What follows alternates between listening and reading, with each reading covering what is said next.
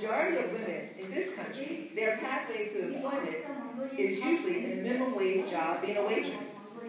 And a minimum wage, a waitress salary is about $2 something an hour, and she lives on tips. And if you think of what that means, I should know the percentage, but it's really the vast majority. I don't care if you're in college or graduate, somewhere the majority of women have had a waitress job. And so you know that entry point, how many of them don't get beyond that?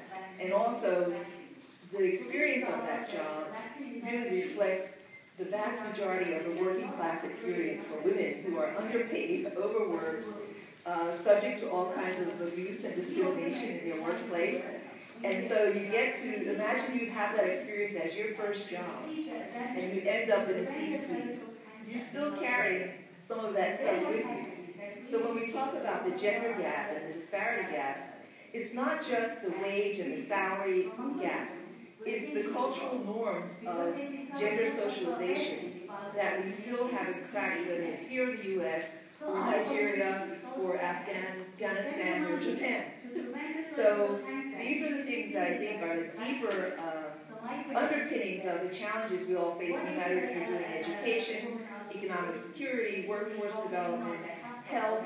It's the nuances of gender socialization and gender norms that kind of keep us stuck where we are after 40 years of the movement.